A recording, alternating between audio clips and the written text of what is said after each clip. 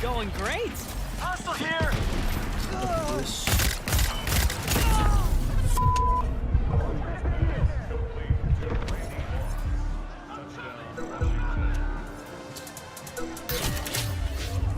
Right on target.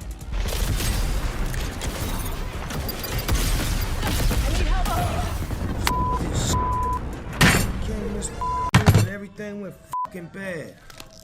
This shit, man. There's been a big slew of like woke garbage, politically motivated video games that have come out in the past couple weeks, and they are getting absolutely destroyed. Whether it's the game Concord or now Dustborn, where you literally unlock cancel culture as a weapon in the game, because again, that's what the left wants. They want you to think that it's just consequence culture, but cancel culture is in fact a weapon. We've always talked about that here. Well, let's take a look.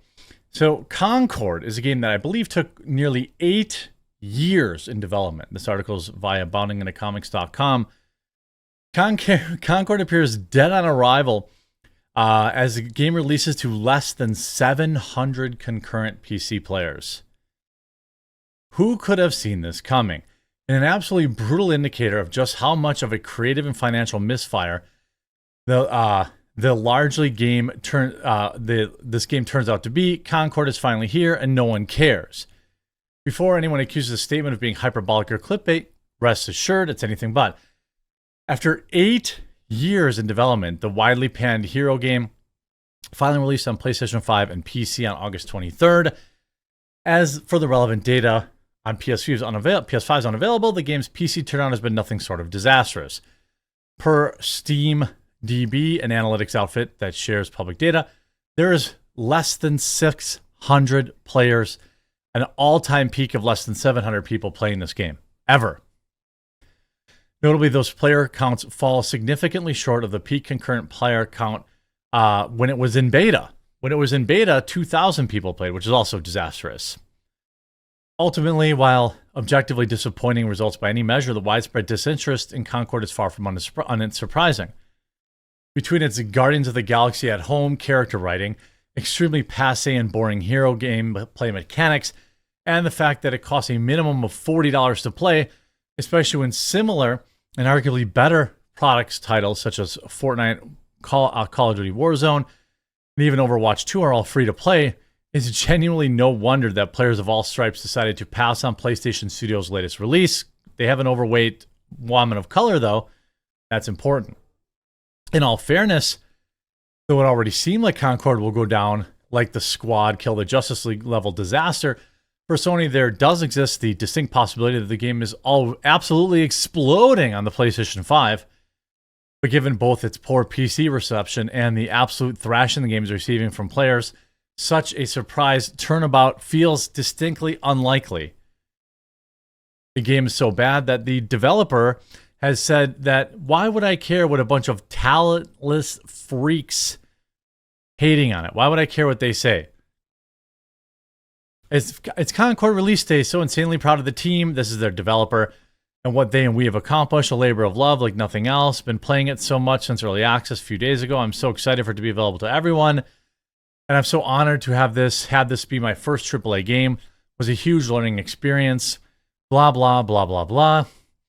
Unfortunately, from there, things took a sharp turn to disaster. In response to Farrell's post, Twitter user Preston, whatever, attempted to offer the animator their genuine condolences for Concord's abysmal reception, telling them, "I'm so sorry this has to be your first. I do not believe it is you or any of the other devs' fault as the game has performed so poorly. I can tell that a lot of effort was put into completing this game. I just came at the wrong time and genre."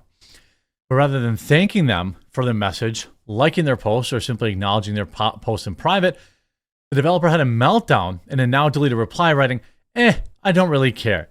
It was a huge labor from a lot of insanely talented people making an awesome game. Why would I care about what a bunch of talentless freaks hating on it? I'm sure having fun playing it, the animator said, and I wouldn't trade that for anything. To further compound matters for the team, despite their assertion that the game absolutely needs interest of some of those talentless freaks in order to survive. At current per info provided by Steam Analytics at SteamDB, the game only managed to draw a peak concurrence under 700. I mean, again, another they, them who's like, I don't care about, I don't care. Well, check this out. They put LGBTQ tags in the game. So when you're looking at a game, okay, on Steam, for example, and this is where a lot of people buy computer games in the Steam outlet because they actually protect their customers, right? When we look at Concord, there's colorful FPS action multiplayer, right? They actually had LGBTQ in here, and it tanked sales. You can see another woke game called Dustborn, okay? The very first tag they have is that it's LGBTQ plus, and it's political. Ooh, that does sound good. That does sound good. Who doesn't want to pay $40 to have some leftoid politics crammed in their face? The development team, or at least the way the community management team, has reportedly removed the LGBTQ plus tag from Concord's store page following the game's release after abysmal bad player counts. The official Concord X account confirmed that the game went on sale at 1 p.m. Eastern on August 23rd. That's Friday. Do you think you can handle the wilds? It's time to figure out because Concord is live now. I'm sure the replies are all good. They got ruthlessly ratioed. You can see people, I'm sorry for the devs that will be fired soon. Huge flop, only 300 playing it on Steam. How are your servers handling 180 simultaneous players? Is this the game where characters are ugly and have pronouns? Yes. Nah, I'm an old white dude. I'm not in the, quote, modern audience, so this game isn't for me. Sorry. I'm sure the Twitter audience you made this game for is super excited and will support you guys. Dead on Arrival, no thanks. How's that modern audience treating you? Absolutely everybody dunking on them. Because now people know. When you say, it's for a modern audience, what they're really saying is it's not for white men who make up 90% of people who are paying $60 for a video game. There are many women out there that do play video games. There are. Maybe it's 80%. Now, if you want to include, look, and again, I want to be careful here. Yes, females play Call of Duty. I've heard them in the comms, okay? Females play World of Warcraft. Females play Final Fantasy Online. Females play strategy games, God of War, Assassin's Creed. They do. But they just aren't anywhere near the number of men. And on top of that, now, I bet you that, the tens of millions of people that play Candy Crush is probably 85% women. There's still millions of men that play the game, but you get what I'm saying. The women that like video games don't like ugly characters either. But they think they create these games for Twitter losers, right? Lamal, there are more replies than people playing this bland game. It's been almost 24 hours since launch, and it's never even broken 1,000 players. I feel bad for everyone who's going to get fired. I don't. This is all devs. There are probably some devs that just took the work, right? They're like, I want a job, and they have nothing to do with the politics or pushing messaging. I'm sorry, the message or any of that stuff. There's probably devs that work here that aren't like that. But we have yet another Sweet Baby Inc. game that gets buried. Woke DEI release Concord has removed LGBTQ and the political tag from their game after the game flopped with abysmal sales and low player count. They replaced those tags with a politics tag. The game has been a massive disappointment for woke developer Firewalk Studios and a huge financial hit for PlayStation Publishing, less than 300 people playing on the day it was released. I see this as an absolute win.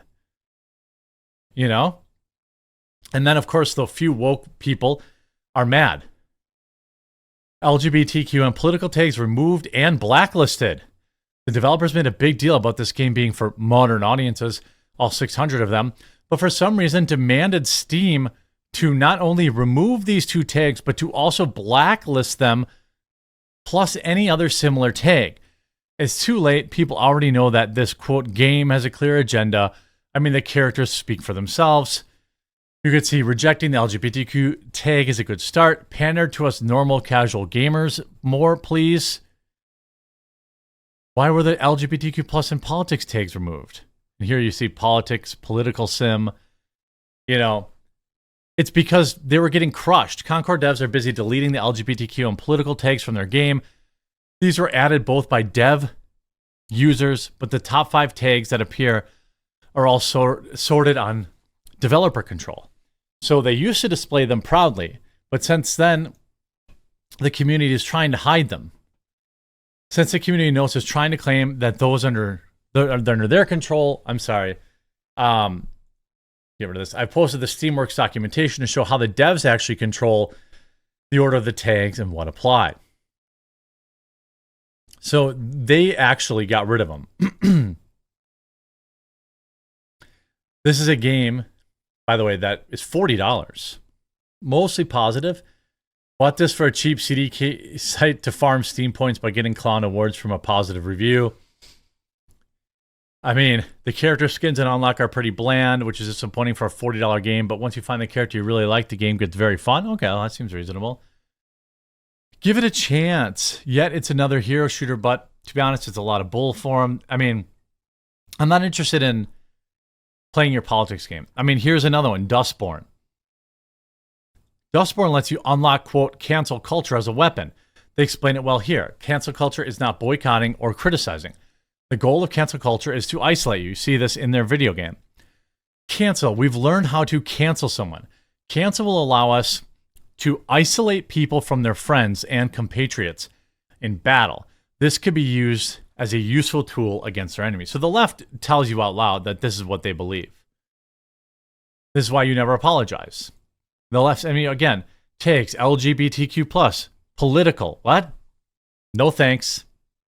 Now, some people, you know, if some people want to consume politics in their video games, you're fine. You know, that's fine. I don't want these games, and they should fail.